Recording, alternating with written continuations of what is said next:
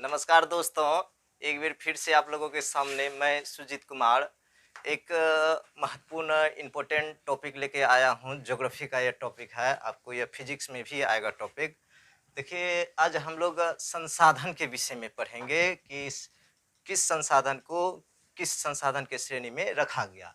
जैसा कि आप लोग देख सकते हैं कि उपयोगिता के आधार पर संसाधन दो प्रकार के होते हैं।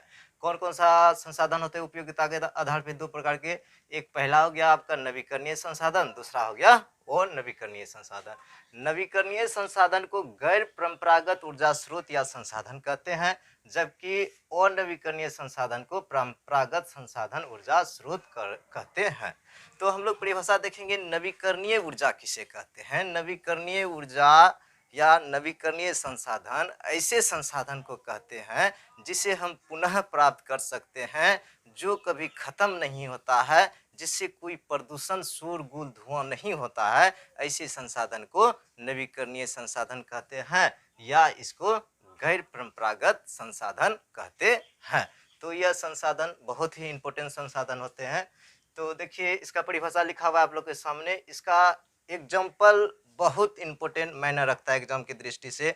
आप कोई भी कंपटीशन का एग्जाम दीजिए, जैसे हाल में आपका डीएलएड होने वाला है, ग्रुप डी का एग्जाम होने वाला है, या आप इंटर में पढ़ते हैं, मैट्रिक में पढ़ते हैं, इस टॉपिक से, इस चैप्टर से 100% सवाल पूछा जाता है। तो नवीकरणीय जो कभी खत्म नहीं होता है, जिसे पुनः प्राप्त कर सकते हैं, जिससे कोई प्रदूषण, धूल, धुआं नहीं होता है, ऐसे संसाधन को क्या कहते हैं? नवीकरणीय संसाधन कहते हैं। इसका सबसे महत्वपूर्ण उदाहरण है, सबसे पहले सौर ऊर्जा। सौर ऊर्जा कभी खत्म नहीं होता, इससे कोई प्रदूषण नहीं होता है। उसके बाद आपका पवन ऊर्जा हो गया, जिसको वायु कहते हैं हम लोग। पवन ऊर्जा कभी खत्म नहीं होता, यह क्या हो गया? नवीकरणीय हो गया। जल विद्युत से कोई प्रदूषण, विद्युत तो प्राप्त हो जाता है हम लोग को, लेकिन इससे कोई प्रदूषण नहीं होता है। ज्वारीय ऊर्जा, समुद्र में ज्वार चलता है, इससे ऊर्जा प्राप्त होता है, इससे कोई प्रदूषण नहीं होता है। तो यह आपका चार, इसमें अन्य टॉपिक भी होता है। अगर आपका कंसेप्ट क्लियर है, आपको कंप्लीटली रूप से यह समझ में आया है कि जिसे पुनः प्राप्त कर सकते हैं, जिससे कोई प्रदूषण नहीं होता, कोई शोरगुल, धुआं नहीं होता, उसे नवीकरणीय कहते हैं। तो आप क्वेश्चन देख के, उसका ऑप्शन देख के आराम से मार सकते हैं, नवीकरणीय संसाधन या गैर परंपरागत संसाधन किसे कहते हैं। अच्छा, इसको गैर परंपरागत, नवीकरणीय को ही गैर परंपरागत क्यों कहते हैं? इसलिए कहते हैं कि यह परंपरा से हटके है। परंपरागत रूप से हमारे पूर्वज सब जो थे, संसाधन या ऊर्जा के लिए कोयला, डीजल, पेट्रोल, किरोसिन तेल, ये सब का यूज करते थे। यह सब यूज पहले शुरुआती दौर में नहीं किया जाता था। अब इसका बेहतरीन तरीके से यूज किया जाता है। पृथ्वी पर प्रदूषण बढ़ने के कारण नवीकरणीय ऊर्जा पे काफी बल दिया गया है। अब देखिए, हम लोग देखेंगे और नवीकरणीय संसाधन या परंपरागत ऊर्जा स्रोत किसे कहते हैं या संसाधन किसे कहते हैं। तो और नवीकरणीय का जस्ट उल्टा हो गया। मतलब कि जिसका भंडारण निश्चित हो, जो एक दिन खत्म हो जाएगा, जिससे प्रदूषण फैले, शोरगुल हुए, उसे क्या कहते हैं? अनवीकरणीय ऊर्जा या परंपरागत संसाधन कहते हैं। इसका एग्जांपल भी लिखा है। तो इसका उदाहरण जो है ना, मोस्ट इंपोर्टेंट है, हमेशा एग्जाम में रिपीट करते रहता है। कोयला कैसी संसाधन है? तो अनवीकरणीय है, क्योंकि कोयला का भंडार धरती के अंदर सीमित है, एक दिन कोयला समाप्त हो जाएगा। डीजल कैसी संसाधन है? तो अनवीकरणीय है, डीजल का भी भंडारण सीमित है। पेट्रोल कैसी संसाधन है? अनवीकरणीय है। किरोसिन तेल कैसी संसाधन है? अनवीकरणीय है। जीवाश्म ईंधन, यह सब आपका किस चीज में आ गया? जीवाश्म ईंधन में।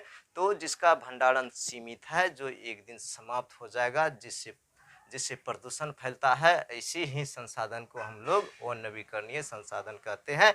इसका हम लोग को उपयोग सोच समझ के करना चाहिए, सीमित मात्रा में करना चाहिए, ताकि इसका किल्लत आगे चल के नहीं हो। हम लोग को अधिक से अधिक नवीकरणीय ऊर्जा संसाधन के विकास में बल देना चाहिए।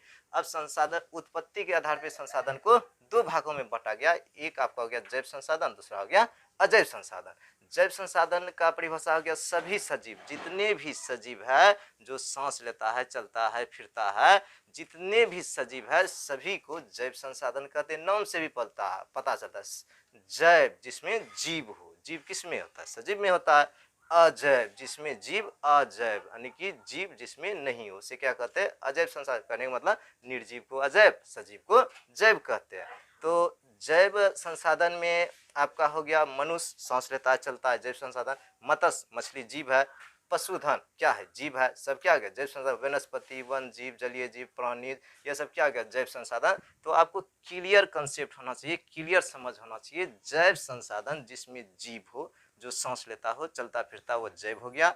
अजैव, अजैव हो गया जो सांस नहीं लेता हो, चलता फिरता नहीं हो, कहने का मतलब निर्जीव हो। तो चट्टान क्या है? निर्जीव है। धातु क्या है? निर्जीव है। खनिज क्या है? निर्जीव है। मिट्टी क्या है? निर्जीव है। हवा क्या है? निर्जीव है। पानी क्या है? निर्जीव है। यह सब निर्जीव का जितना वस्तु निर्जीव है सभी अजैव संसाधन, और जितना सजीव है वह जैव संसाधन। तो आप लोग के सामने आज हमने 4 महत्वपूर्ण टॉपिक रखा। एक नवीकरणीय ऊर्जा, जिसे पुनः प्राप्त कर सकते, जो कभी खत्म नहीं होता है, वो नवीकरणीय ऊर्जा जिसका भंडारण सीमित है, जो खत्म हो जाता है। उसके बाद देखिए हम लोग जैव संसाधन, मतलब सभी सजीव, अजैव संसाधन सभी निर्जीव। आज हम पहली बार अपने स्टूडेंट के सामने वीडियो बनाए, इससे पहले अकेले ही हम वीडियो बनाते थे। तो इसी तरह इंटरेस्टिंग मज़ेदार टॉपिक जानने के लिए, अपने नॉलेज को बढ़ाने के लिए, एग्जाम में बेहतर नंबर उठाने के लिए हमारे चैनल +2 गंगा घाट को सब्सक्राइब करें, साथ ही लाइक करें, दोस्तों के साथ शेयर करें। जय हिंद।